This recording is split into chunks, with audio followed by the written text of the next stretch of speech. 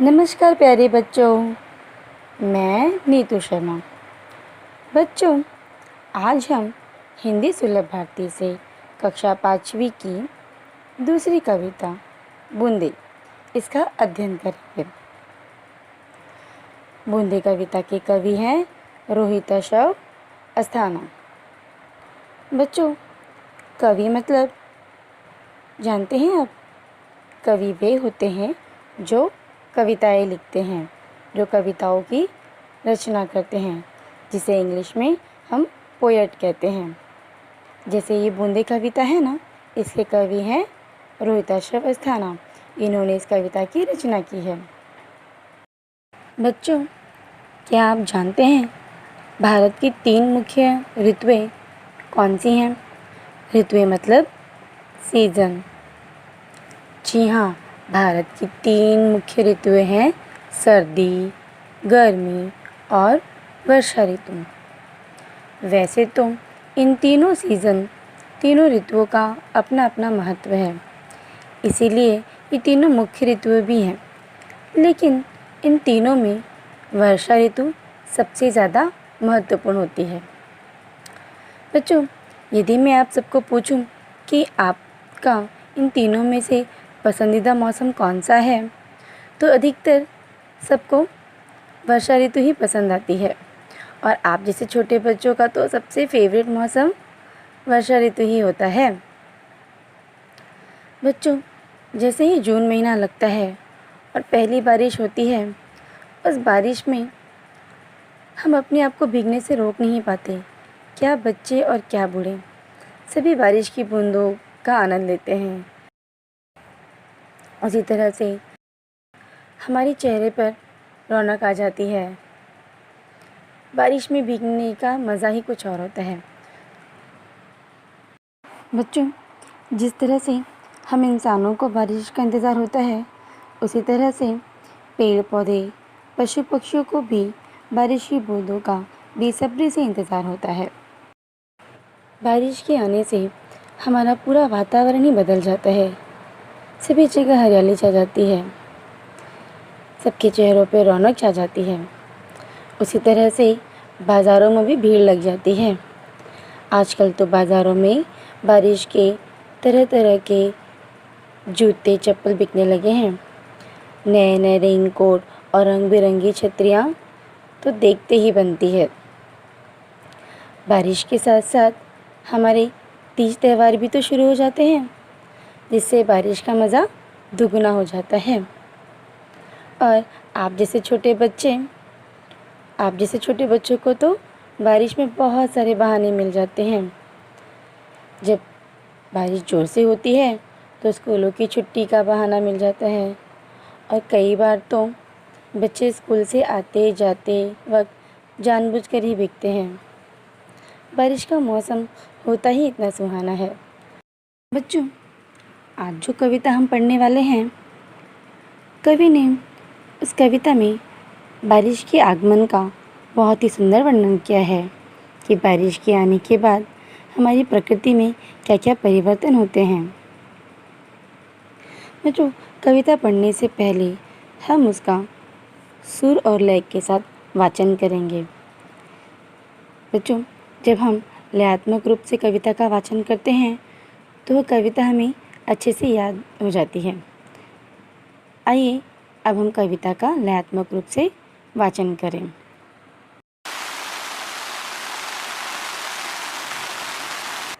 रिमझिम गाती बूंदे, धरती पर है आती बूंदे। रिमझिम गाती बूंदे, धरती पर है आती बूंदे। आती बूंदे, गाती बूंदे, खेतों बागों मैदानों में हरियाली फैलाती बूंदे। आती बूंदे, गाती बूंदे, धरती से नालों नदियों में सागर में मिल जाती बूंदे। तपते लोगों को शीतलता पहुँचाती बूंदें, आती बूंदें, गाती बूंदें, रिमझिम गाती बूंदें, धरती पर है आती बूंदें, मेढक मोर पपीहे कोयल सबका मन हर्षाती बूंदें, आती बूंदें, गाती बूंदें। पुरवाई के रथ पर चढ़कर इठलाती मुस्काती बूंदें, आती बूंदें, गाती बूंदें, रिमझिम गाती बूंदें, धरती पर है आती बूंदें, गाती बूंदें, आती बूंदें। कविता का सरल अर्थ। बूंदे कविता। रिमझिम गाती बूंदे, धरती पर है आती बूंदे, खेतों बागों मैदानों में हरियाली फैलाती बूंदे। बच्चों, बारिश के समय में आसमान से जब बारिश की बूंदें आती हैं तो ऐसा लगता है कि बारिश की बूंदें रिमझिम करते हुए, गीत गाते हुए आसमान से ज़मीन पर, धरती पर गिरती है। और यह गीत कैसी होती है, बारिश की आवाज़ कैसी होती है? रिमझिम करते हुए बारिश की बूंदें धरती पर गिरती है। ऐसा लगता है वो गीत गाते हुए अपनी खुशी प्रकट कर रही है। खेतों बागों मैदानों में हरियाली फैलाती बूंदें। और ये बारिश का पानी धरती में आने के बाद खेतों में, बागों में, बाग मतलब बगीचा, गार्डन, मैदान मतलब जो खुला प्लेस होता है ना, मैदान, वहाँ उन सब जगह जाकर बारिश की बूंदें सभी जगह जाकर हरियाली फैला देती है। ऐसा लगता है बारिश की बूंदें आने के बाद सभी जगह मौसम हरा भरा हो जाता है।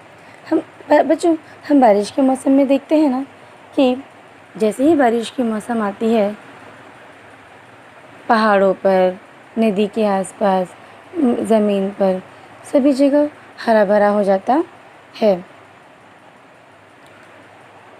धरती से नालों नदियों में, सागर में मिल जाती बूंदें, गर्मी से तपते लोगों को शीतलता पहुंचाती बूंदें। बच्चों, जब बारिश का पानी धरती पर आता है तो आपने सोचा है ये पानी कहाँ जाता है?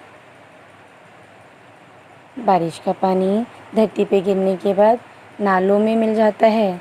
नाला मतलब पानी निकलने का छोटा छोटा रास्ता। हम अपने घरों के आसपास देखते हैं ना, छोटी छोटी नालियाँ बनी होती हैं, बारिश का पानी उसमें बहता है और नदियों में मिल जाता है। नदी मतलब रिवर। और सबसे अंत में, लास्ट में बारिश का पानी सागर में मिल जाता है। सागर मतलब समुद्र में बारिश का पानी मिल जाता है। गर्मी से तपते लोगों को शीतलता पहुंचाती बूंदें। बच्चों, मई महीने में तड़पती गर्मी के बाद सबको बेसब्री से बारिश के मौसम का इंतज़ार होता है। और जब बारिश की बूंदें उन पर गिरती है तो उन्हें इतनी ठंडक, इतनी शीतलता पहुंचाती है। यहाँ कवि कहते हैं बारिश की बूंदें क्या करती है? बारिश की बूंदें गर्मी से तपते हुए लोगों को ठंडक, शीतलता यानी ठंडक पहुंचाती है। मेंढक मोर पपीहे कोयल सबका मन हर्षाती बूंदें, पुरवाई के रथ पर चढ़कर इठलाती मुस्काती बूंदें।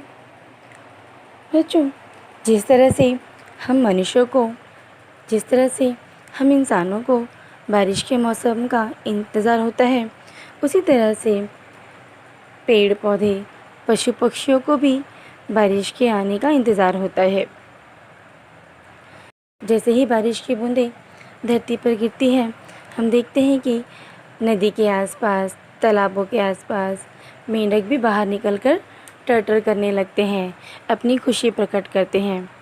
उसी तरह से बारिश की बूंदें जब जंगलों में, वनों में गिरती है तो मोर भी बहुत खुश होते हैं और वह अपनी सुंदर पंख बिखेर के बारिश के मौसम में नाचने लगते हैं, अपनी खुशी का इजहार करते हैं। पपीहा, पपीहा यानी एक पक्षी जो कि कोयल की ही तरह होता है। पपीहे, कोयल सब कूँ कूँ करके चहकने लगते हैं। मतलब बारिश हम इंसानों को नहीं, सबको खुशियाँ पहुँचाती है। बारिश इन सब का मन हर्षाती है। हर्षाना मतलब खुशी देना। पुरवाई के रथ पर चढ़कर इठलाती मुस्काती बूंदें। पुरवाई, पुरवाई मतलब पूरब दिशा से आने वाली हवाएं, जिसे ईस्टर्न ब्रीज कहते हैं। बच्चों, बारिश के समय में जब तेज़ हवा चलती है ना और बारिश भी होती है तो ऐसा लगता है जैसे बारिश की बूंदें पुरवाई के रथ, रथ मतलब जो राजा महाराजाओं के समय रथ यूज़ किया करते थे ना, ऐसा लगता है बारिश की बूंदें उन रथ पर सवार होकर चढ़कर आ रही है। और वो कैसे आती है? इठलाती हुई। इठलाना मतलब नखरे दिखाते हुए, मुस्काती हुई, हंसती हुई बारिश की बूंदें आती है। तेज़ हवा के साथ बारिश की बूंदें अपनी अटखेलियाँ करती हुई धरती पर आती है और हम सबका मन प्रसन्न करती है। बच्चों, कवि ने बूंदे कविता के माध्यम से हमें बहुत ही सुंदर यह संदेश दिया है कि बारिश की ये जो छोटी छोटी बूंदें हैं कितने बड़े बड़े काम कर जाती हैं। बारिश की इन बूंदों से सारा वातावरण ही बदल जाता है। पृथ्वी में चारों ओर हरियाली फैल जाती है। जंगल में रहने वाले प्राणियों, पशु पक्षियों, वे भी बारिश की बूंदों से आनंदित हो जाते हैं। तालाब, नदियाँ, कुएं, समुद्र सब बारिश की बदौलत ही भर जाते हैं। बच्चों, सोचो, यदि बारिश नहीं होती तो क्या होता? क्या हम जीवित रह सकते हैं? बारिश नहीं होती तो क्या हम जीवित रह सकते हैं? नहीं ना। हम सबके लिए बारिश कितनी महत्वपूर्ण है। उसी तरह से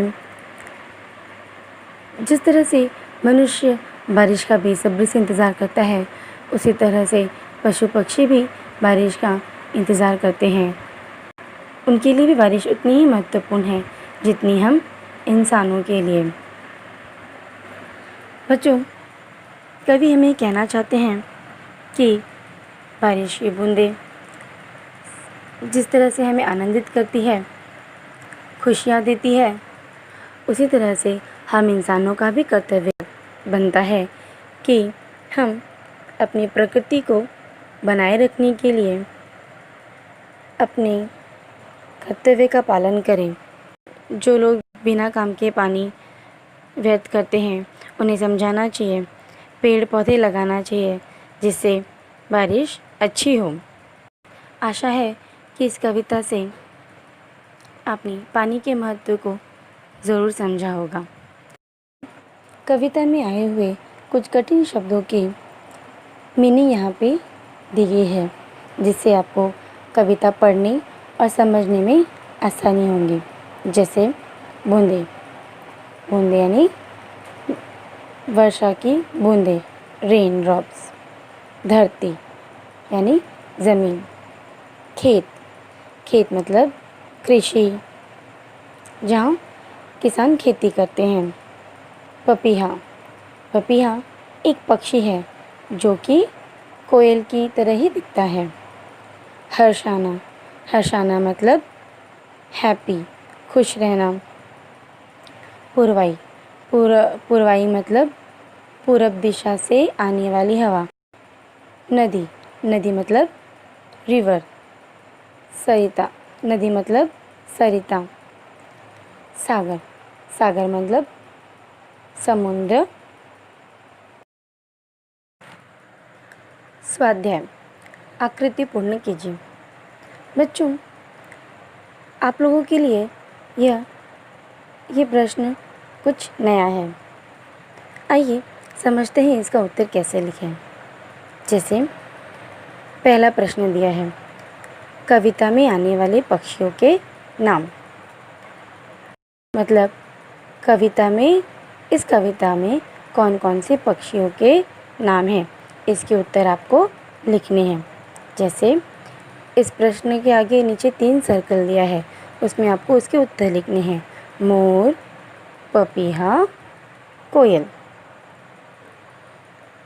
उसी तरह से दूसरा प्रश्न देखिए, बूंदे इनमें मिल जाती है। मतलब प्रश्न ऐसे बनता है, बूंदे किन में मिल जाती है। इसका उत्तर कैसे होगा? इसका उत्तर होगा बूंदे नालों, नदियों और सागर इनमें मिल जाती है। बच्चों, अब आपको जिस तरह से मैंने यहाँ आकृति बना के प्रश्न उत्तर लिखा है, उसी तरह से आपको भी ऐसे प्रश्नों का उत्तर आकृति बनाकर ही लिखना है। आइए अगला प्रश्न देखते हैं। कविता में आए हुए लयात्मक शब्दों को ढूंढकर लिखिए। बच्चों, पहले तो हम समझते हैं कि लयात्मक शब्द होते क्या हैं, इसका उपयोग कैसे करते हैं। बच्चों, आपने इंग्लिश में राइमिंग वर्ड देखा है ना? याद है ना आपको? राइमिंग वर्ड मतलब ऐसे वर्ड जिस शब्द के एंडिंग के जो साउंड होते हैं वो सेम होते हैं, है ना? जैसे कि फैट, बेड। अब लास्ट में फैट और बेड दोनों शब्द के लास्ट में जो साउंड आ रहा है वह सेम हो रहा है, इसे ही राइमिंग वर्ड कहते हैं। जैसे मैट, हैट, मी, वी, से, वे, बी, सी। ठीक है, उसी तरह इसे ही राइमिंग वर्ड्स कहते हैं।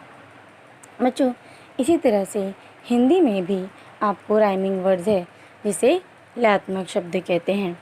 लयात्मक शब्द भी ऐसे ही होते हैं, मतलब शब्द के लास्ट का जो साउंड होता है वह सेम होना चाहिए।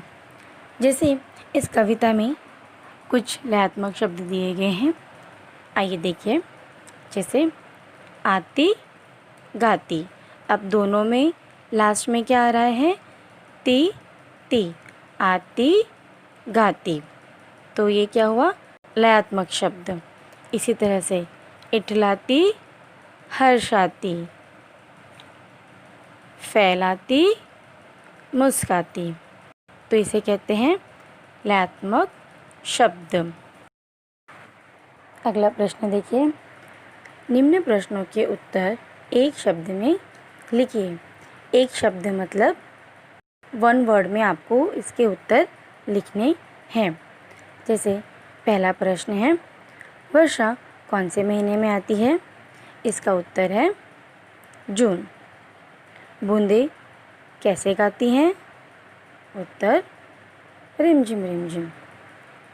तीसरा प्रश्न, गर्मी से तपते लोगों को बूंदे क्या पहुंचाती है? इसका उत्तर है शीतलता। ये सभी उत्तर एक शब्द में हैं, मतलब 1 वर्ड आंसर। बच्चों, आज हमने जितने भी स्वाध्याय किए हैं उन सभी को आपको आपकी नोटबुक पर सुंदर अक्षरों में लिखना है। और जैसे मैंने आकृति बनाई है, आकृति के प्रश्नों को भी आपको आकृति बना के ही इसका प्रश्न उत्तर लिखना है। और कविता को सुंदर अक्षर में लिखकर उसे आप याद कीजिए। आशा है आपको कविता समझ में आई होगी। धन्यवाद।